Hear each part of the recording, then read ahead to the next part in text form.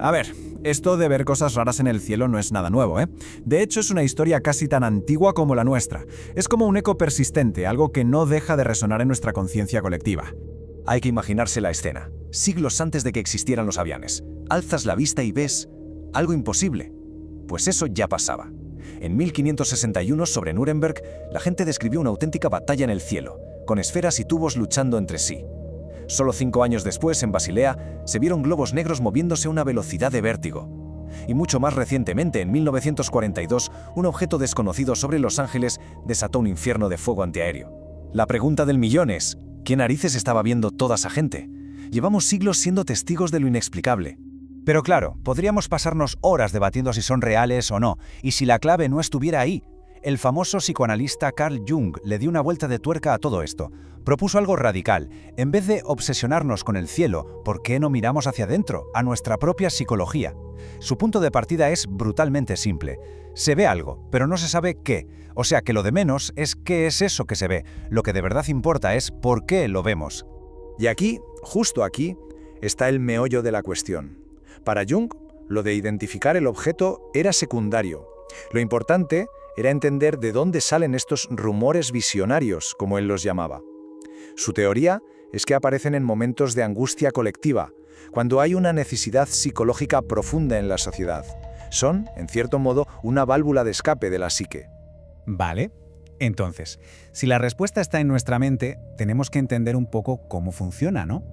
Y para eso, Jung nos dejó una especie de mapa para explorar este territorio interior. ¿Cómo procesa nuestro cerebro estas visiones tan extrañas? Pues según Jung, todos venimos con un software de base, instalado de serie. Es lo que él llamó el inconsciente colectivo.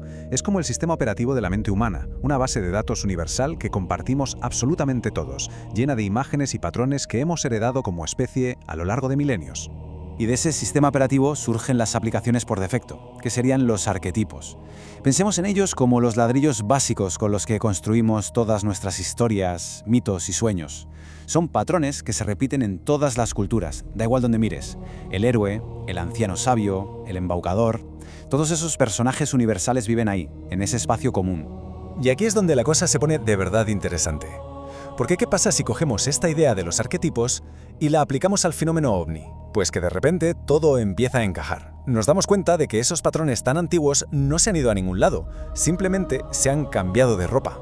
Si nos fijamos bien, la conexión es alucinante. Es una línea directa a través de la historia. Los papeles que antes interpretaban los dioses con cabeza de animal, ahora los proyectamos en distintos tipos de alienígenas. Por ejemplo, el halcón Horus de Egipto, el protector que vigilaba desde el cielo, hoy son los nórdicos, esos alienígenas altos y benévolos que nos observan. O Quetzalcóatl, la serpiente emplumada, símbolo de sabiduría, se refleja en los reptilianos, que supuestamente guardan un conocimiento ancestral. Incluso la mantis, una figura creadora para el pueblo Khoisan, reaparece como los alienígenas mantis, los grandes arquitectos. El actor cambia, pero el papel, el arquetipo, sigue siendo el mismo. La idea de Jung era que, a medida que los mitos y las religiones de toda la vida perdían fuelle, nuestro inconsciente se buscó la vida para encontrar nuevos contenedores para esos arquetipos. Y vamos a ver, en la era en la que vivimos, ¿hay algo más potente, más casi mágico que la tecnología avanzada? Pues ahí lo tenemos. Proyectamos esas figuras salvadoras en seres de otros planetas con naves increíbles, creando una especie de ángeles tecnológicos para nuestra época. Bueno, hasta ahora hemos estado usando este espejo de la psicología para entender lo que vemos ahí fuera, en el cielo. Pero, ¿y si le damos la vuelta? Si lo giramos 180 grados y nos miramos a nosotros mismos en él. Cuidado, porque la imagen que nos devuelve puede que no nos guste nada. Vamos a hacer un ejercicio de imaginación un poco bestia. ¿Qué pasaría si llegara una especie alienígena mucho más avanzada que nosotros y nos tratara exactamente igual que nosotros tratamos a los animales? Pensemos un momento en nuestras justificaciones. Decimos, es una elección personal. Imagina que ellos dijeran, es nuestra elección personal cosecharos. Argumentamos, es parte de nuestra cultura. Y ellos responden, nuestro consumo ritual de vosotros es una tradición cultural muy arraigada. Y la traca final, nuestra supuesta inteligencia superior. Pues con esa misma lógica, ellos justificarían que nuestra vida vale menos. De repente, todas nuestras defensas suenan vacías, huecas y francamente aterradoras. Ojo, que esta inversión de roles tan inquietante no es solo un ejercicio filosófico, nos lleva de cabeza a uno de los mitos modernos más potentes, el de las abducciones alienígenas, y lo que revela es una conexión muy profunda con nuestro propio comportamiento. Es que los paralelismos son escalofriantes. Los relatos de abducciones hablan de parálisis física. Los biólogos usan tranquilizantes y restricciones. Se habla de implantes. Nosotros les ponemos collares con GPS y rastreadores a los animales. Mencionan marcas y cicatrices. Nosotros hacemos biopsias y marcajes quirúrgicos. ¿Y los supuestos programas de hibridación alienígena? Son un calco de nuestras prácticas de inseminación artificial y cría selectiva. Es literalmente lo mismo. Y con esto llegamos a la clave de todo. El terror que nos inspira esa figura del abductor alienígena, ese ser frío, clínico, sin emociones, a lo mejor no es miedo a algo de fuera.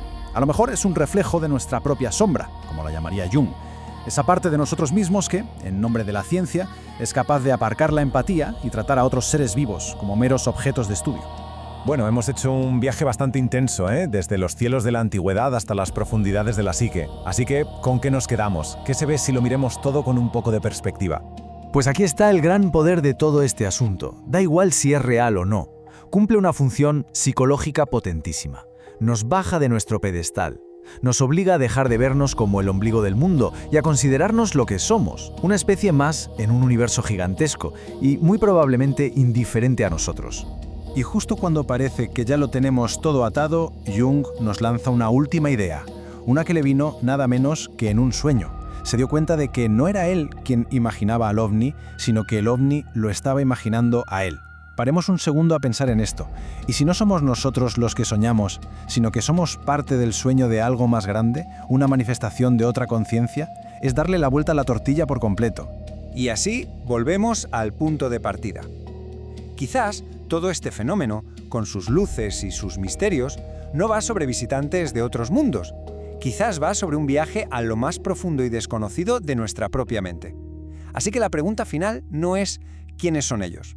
La pregunta es, si el rostro del alienígena es un espejo, ¿qué nos dice de nosotros mismos la cara que vemos reflejada?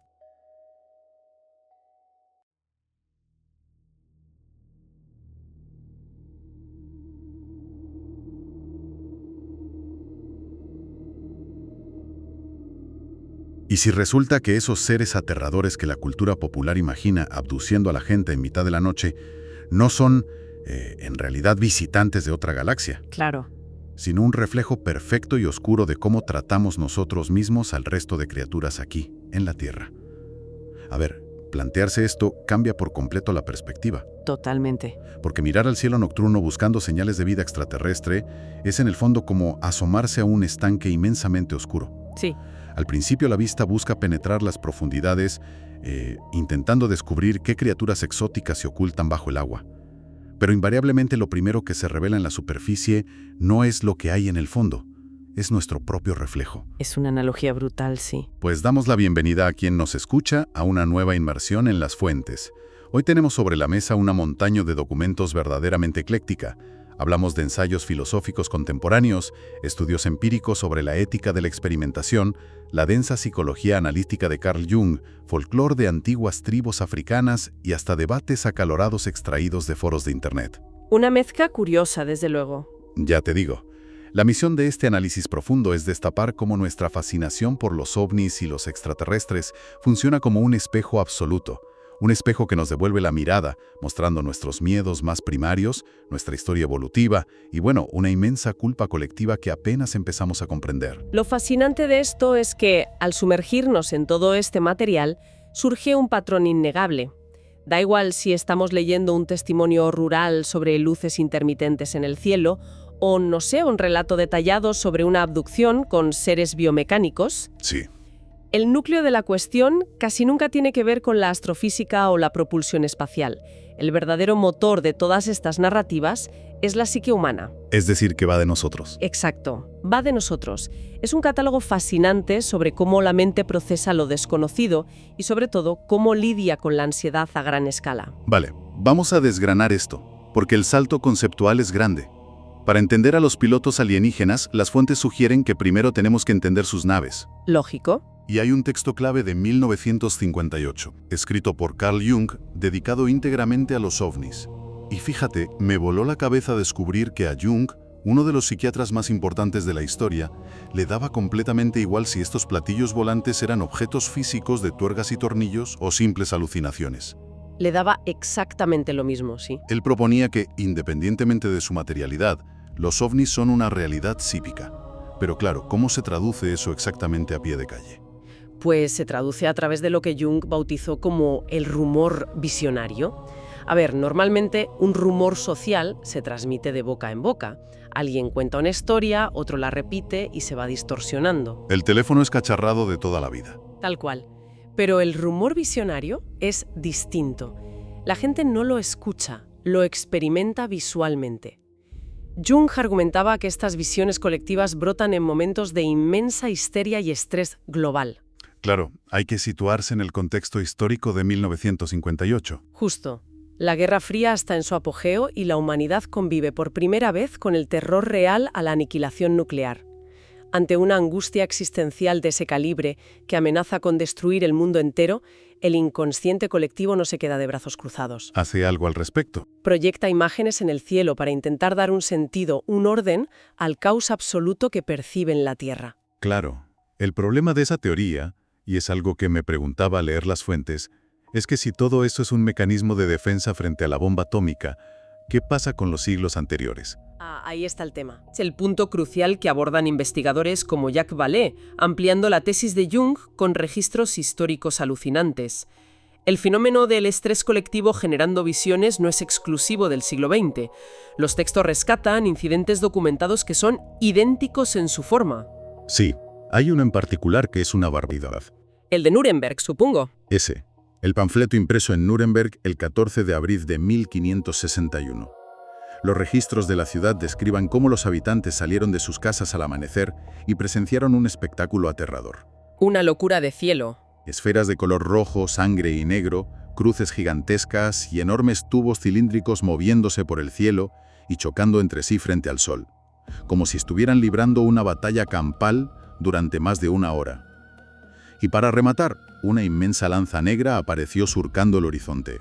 Madre mía. Suena literalmente a una batalla espacial sacada de una película moderna de ciencia ficción, pero descrita por campesinos y artesanos del Renacimiento. Y no fue un caso aislado. No, que va, las fuentes mencionan otro evento casi calcado en Basilea en 1566. Solo 5 años después. Eso es, la población reportó esferas negras que revoloteaban a una velocidad vertiginosa, volviéndose rojas y ardientes, como si entraran en combate. Y aquí lo que choca es que las descripciones se repiten. Sí.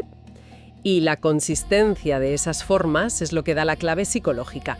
Esferas, discos, cruces equiláteras, globos perfectos. Jung identificó que la forma geométrica del ovni clásico actúa como lo que en psicología analítica se llama un mandala proyectado directamente en la atmósfera. Un mandala. Y es fundamental entender cómo funciona un mandala en la mente. No es solo un dibujo bonito con colorines, es el símbolo arquetípico de la totalidad psíquica, del sí mismo. Es una forma cerrada, perfectamente simétrica, que no tiene principio ni fin. O sea, orden puro. Exacto. Cuando la sociedad está desgarrada por guerras, plagas o divisiones políticas insalvables, el cerebro busca desesperadamente una compensación. Al proyectar o alucinar un círculo perfecto en el cielo, la mente colectiva intenta imponer un orden superior sobre el caos terrenal. Es un bálsamo psicológico. Si lo analizamos bajo esa luz, es como si el inconsciente humano funcionara como un gigantesco sistema inmunológico colectivo. ¡Qué buena comparación! Al igual que un cuerpo físico segrega anticuerpos cuando detecta una infección grave, nuestra psique colectiva segrega ovnis, una especie de ángeles tecnológicos cuando atravesamos una crisis existencial que amenaza nuestra supervivencia. Totalmente. La mente intenta curar la ansiedad, inyectando una dosis de totalidad y salvación desde las alturas. Si conectamos esto con una perspectiva más amplia, la razón por la que vemos naves de metal en lugar de ángeles con alas de plumas es puramente cultural. Habitamos una era de racionalismo materialista. Ya no creemos en milagros, digamos. El paradigma moderno ya no tiene espacio para los milagros bíblicos tradicionales.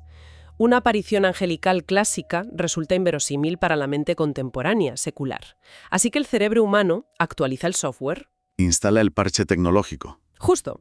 Sustituye a la figura divina por una máquina de salvación interplanetaria pilotada por seres evolutivamente superiores. El mecanismo de rescate es el mismo desde hace milenios. Solo hemos cambiado la envoltura estética para que nuestra cultura tecnológica pueda procesarlo sin rechazarlo. Vale, eso explica la nave. El platillo volante es el contenedor psicológico que busca imponer orden. Pero, si abrimos ese contenedor, ¿qué hay dentro? Ah, el contenido. Exacto. Los seres que pilotan estas máquinas parecen representar algo muy distinto. Las fuentes indican que son la proyección directa de nuestros instintos y miedos más viscerales.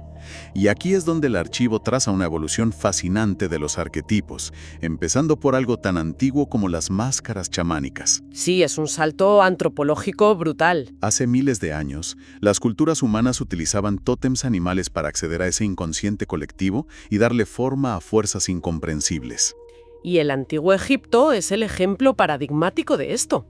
En los textos revisamos cómo los sacerdotes y la sociedad canalizaban conceptos abstractos a través de deidades híbridas. Hombres con cabeza de animal. Eso es. Horus, con su cabeza de halcón, no era solo un pájaro, encarnaba la protección celestial, la visión panorámica y el dominio de los cielos. Por otro lado, Sobek, con cabeza de cocodrilo, canalizaba el poder militar crudo. La fuerza bruta.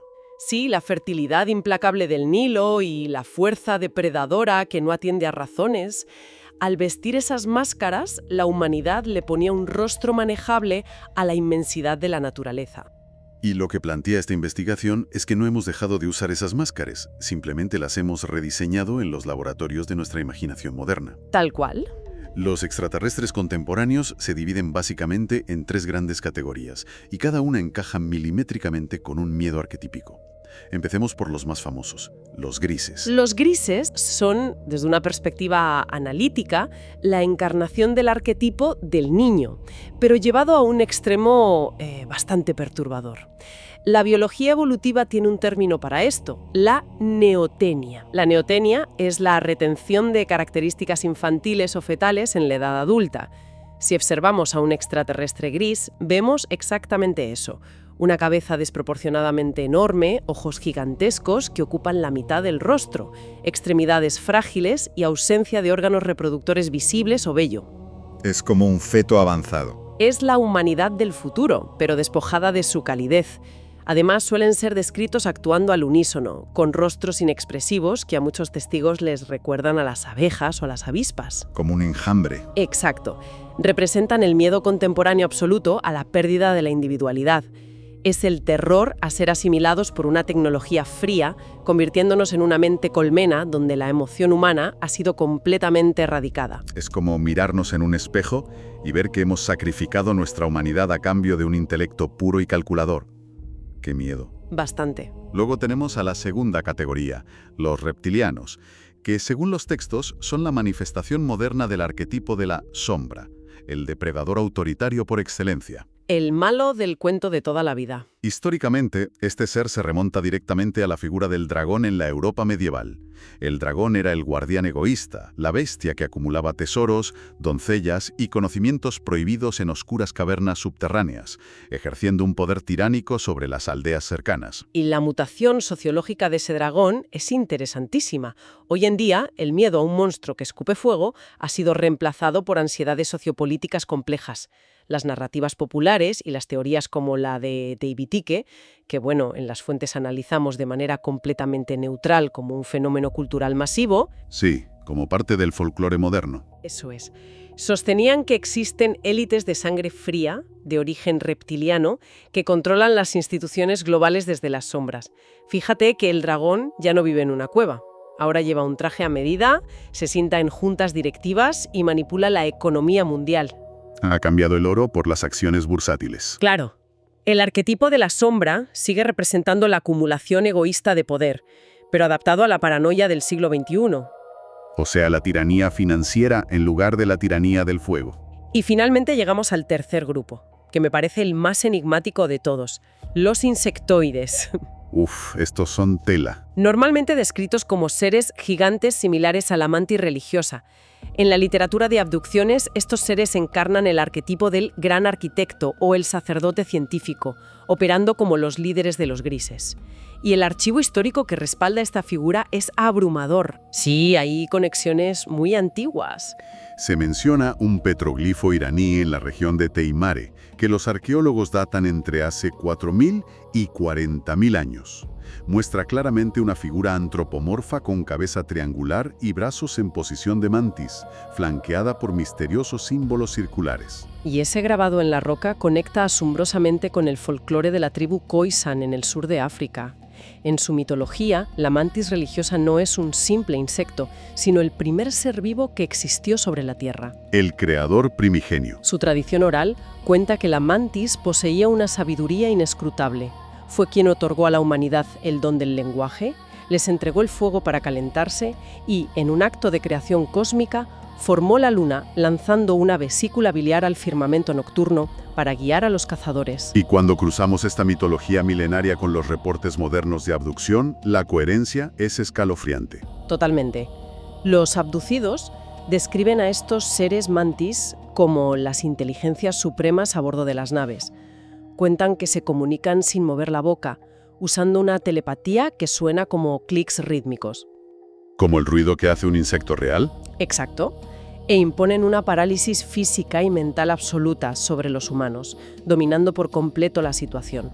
Aquí es donde la cosa se pone realmente interesante y donde surge una objeción obligatoria al leer todo esto. Si estos seres son tan avanzados, ¿no resulta un poco sospechoso que se parezcan tanto a los bichos y lagartos que tenemos en el jardín? Claro, es mucha casualidad. Es posible que, precisamente porque somos una civilización tecnológica, pero biológicamente limitada en nuestra imaginación, simplemente estemos reciclando viejos demonios medievales y deidades del desierto, poniéndoles trajes espaciales biomecánicos. Es decir, ¿no estamos acaso atrapados en nuestros propios límites cognitivos? Pues la psiquiatría y la antropología nos dirían que indudablemente sí. La imaginación humana solo puede combinar piezas del ego que ya posee. El arquetipo de la sombra y el miedo al depredador han evolucionado visualmente porque nuestras amenazas han cambiado. Nos dan miedo cosas distintas ahora. El monstruo amenazante ya no es un lobo gigante y peludo acechando en un bosque oscuro. Esa imagen ya no le quita el sueño a casi nadie. El miedo contemporáneo exige un monstruo clínico, aséptico, que opere en una sala de acero inoxidable. Un cirujano sin escrúpulos. Exacto. Exige una inteligencia que valore la extracción de datos biológicos por encima de cualquier asomo de empatía. El traje biomecánico y la forma de insectos son necesarios porque nuestro terror actual es ser procesados, etiquetados y desechados por un sistema tecnológico burocrático que carece de alma. Y esto nos lleva a un debate fascinante que se da en la comunidad ufológica para intentar dar una explicación física a este límite de nuestra imaginación. Las fuentes recogen debates recientes de foros especializados, mencionando figuras como Steve Bassett. Sí, la teoría del ADN. Claro, si estos seres vienen del otro lado de la galaxia, porque tienen ADN reconocible, como la estructura de un reptil o un insecto. La teoría que proponen en estos círculos es que en un pasado remoto, una civilización precursora inimaginablemente avanzada visitó la Tierra y extrajo material genético de nuestra biosfera primitiva. Como unos jardineros cósmicos. Utilizaron ADN de reptiles, de insectos y de los primeros homínidos para diseñar y cultivar las diferentes razas extraterrestres que vemos hoy. Es una hipótesis que busca reconciliar lo alienígena con lo terrestre y compite en los foros con otros modelos explicativos. Por ejemplo, la teoría de la evolución convergente, que postula que la naturaleza tiende a desarrollar soluciones morfológicas similares, como ojos o extremidades bípedas, independientemente del planeta. O la teoría del viaje en el tiempo, ¿no? Esa es otra muy popular. La hipótesis temporal sugiere que no son extraterrestres, sino humanos del futuro que han mutado tras milenios de evolución y viajan hacia atrás en el tiempo para estudiar sus orígenes. Básicamente, la teoría genética plantea un escenario similar a un Jurassic Park a escala cósmica. Imaginemos una superinteligencia aterrizando en la Tierra hace millones de años, usando nuestro planeta como una inmensa placa de Petri al aire libre. Una granja de ADN. Recogiendo muestras biológicas y llevándolas a un laboratorio interestelar para fabricar híbridos a medida. A ver, lo revelador de esta narrativa, dejando a un lado si tiene alguna validez en el mundo físico, es la profunda necesidad psicológica que expone. Al hipotetizar que los extraterrestres están fabricados con ADN terrestre, la mente humana intenta crear un vínculo de parentesco con lo incomprensible. Buscamos familia en el espacio. Necesitamos, a un nivel casi desesperado, encontrar un origen común en el cosmos que nos ancle. Explicarnos esa familiaridad biológica es un mecanismo para combatir el vértigo cósmico. Nos tranquiliza pensar que no estamos rodeados de extraños absolutos, sino de una parentela cósmica lejana. Mitiga el pavor a estar completamente solos en un universo silencioso. Justo eso. Pero claro, si aceptamos, aunque sea como ejercicio mental, que existe una recolección masiva de ADN y manipulación de cuerpos biológicos, entramos inevitablemente en la parte más oscura del archivo, el fenómeno de la abducción física. Aquí es donde la cosa se vuelve muy turbia. Y al analizar meticulosamente las tácticas que supuestamente utilizan estos seres, la narrativa da un giro que revuelve el estómago. Porque resulta que las metodologías alienígenas descritas en miles de testimonios son una réplica exacta, casi paso a paso, de lo que la ciencia humana le hace constantemente a la naturaleza y a la fauna salvaje. La simetría es verdaderamente perturbadora.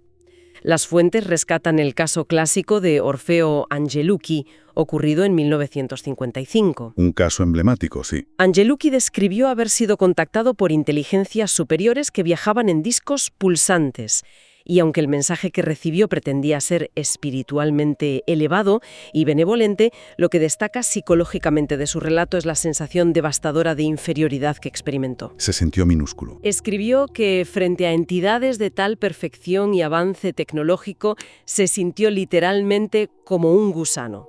Se percibió a sí mismo como una criatura baja, impura y llena de errores biológicos y morales, arrastrándose ante seres de luz. Y esa sensación de ser un espécimen inferior se convierte en el eje central de uno de los documentos más importantes que tenemos hoy, el trabajo del filósofo Aaron Yarmel. Él propone un concepto brillante llamado el espejo extraterrestre. Un experimento mental fascinante. Su argumento nos invita a usar la figura del alienígena avanzado para evaluar críticamente y sin sesgos nuestra propia explotación de los animales en la Tierra. Yarmel señala que los humanos justificamos el uso de animales para experimentos, comida o entretenimiento basándonos en que somos cognitivamente superiores o en que es culturalmente necesario. O porque podemos, sin más. El experimento mental es simple. Si una nave descendiera hoy y una especie hiperavanzada utilizara esas mismas exactas justificaciones cognitivas o culturales para cazarnos o hacer pruebas médicas con nosotros, la humanidad entera lo consideraría una atrocidad moral injustificable. Y fíjate, la teoría de Yarmel no se quedó en un artículo de filosofía, se puso a prueba empíricamente. Los investigadores diseñaron un estudio de ética experimental en Suiza, titulado provocativamente «Somos las lombrices». ¿Qué título? Reunieron a un grupo de profesionales de alto nivel dedicados a la investigación biomédica con modelos animales. Se les planteó el siguiente escenario de inversión de roles. Imaginemos que una especie alienígena biológica y tecnológicamente superior llega a la Tierra y necesita utilizar a seres humanos en ensayos clínicos para desarrollar curas para sus propias enfermedades. ¿Usarnos de cobayas? Exacto. Los alienígenos aseguran que aplicarán rigurosamente el estándar ético de las 3R, que es el marco de oro actual en la ciencia humana. Que son reemplazo, reducción y refinamiento. Eso es. Reemplazo, evitar el uso de humanos si hay alternativas. Reducción, usar el mínimo de humanos posible. Y refinamiento, minimizar el sufrimiento y mejorar el bienestar de los cautivos. La ética de laboratorio estándar. Se les preguntó a estos científicos si, bajo ese estricto marco ético que ellos mismos usan a diario con ratones o monos, la experimentación alienígena sobre humanos estaría moralmente justificada. ¿Y cómo reaccionaron los científicos? Imagino que negarse implicaría admitir que su propio código ético tiene fallos graves. Pues los resultados expusieron una disonancia cognitiva monumental. Los mismos profesionales que defienden y operan bajo el marco de las 3R para justificar la experimentación con animales lo rechazaron de manera rotunda y casi unánime cuando el sujeto de pruebas pasaba a ser el ser humano. Hipocresía total. El estudio dejó al descubierto el problema insalvable del consentimiento, la brutal asimetría de poder y, sobre todo, un antropocentrismo flagrante. Demostró que las justificaciones morales se desmoronan instantáneamente cuando es la humanidad quien se ve forzada a ocupar la fría jaula del laboratorio. Es decir, evidenciaron que el estándar ético no se basa en el sufrimiento, sino en quién tiene el poder de infligirlo. Y si trasladamos las conclusiones de este estudio a los reportes de abducción ovni, los paralelismos dejan de ser curiosos para volverse terroríficos. Es que son idénticos. En el entorno natural del sujeto, sin el más mínimo intento de obtener consentimiento. Inducción inmediata de parálisis física y química para evitar que el espécimen se lastime. Tal cual. Realización de procedimientos de extracción de fluidos. Inserción de implantes subcutáneos para rastreo geográfico. Marcaje físico y alteración de los ciclos reproductivos. Una vez terminado, el sujeto es devuelto a su hábitat, a menudo aturdido y con lagunas de memoria. Es exactamente la misma rutina que ejecuta un biólogo humano cuando seda a un oso o a un lobo en un parque nacional para estudiarlo. Y esa equivalencia exacta nos lleva a la interpretación más profunda de este análisis. La academia sugiere que el alienígena opera, en la modernidad, como la figura del otro absoluto e incognoscible. El extraño perfecto. Es un constructo, ya sea real o psíquico, que fuerza a la civilización a confrontar cara a cara su propio especismo. El especismo. Sí, esa creencia arraigada de que la especie humana es superior y tiene el derecho inherente de disponer del resto de seres vivos a su antojo. Al colocarnos en la posición de la bestia indefensa, el relato alienígena funciona como lo que los sociólogos denominan una pedagogía de la finitud. Una lección de humildad a la fuerza. Es una lección existencial brutal, diseñada para resquebrajar la ilusión de que somos la cúspide intocable del universo, obligándonos a mirar y sentir en carne propia el terror que infligimos sistemáticamente al resto de la biosfera. Entonces, ¿qué significa todo esto a nivel profundo? Al unir las piezas resulta casi imposible no concluir que gran parte de la mitología moderna del fenómeno ovni y las abducciones podría ser la manifestación de una gigantesca culpa colectiva subyacente. Una culpa que no queremos ver. Una culpa que nos negamos a procesar estando despiertos. Es como si el inconsciente humano supiera a un nivel muy primario y oscuro que el trato que dispensamos a millones de criaturas sintientes es inherentemente abusivo.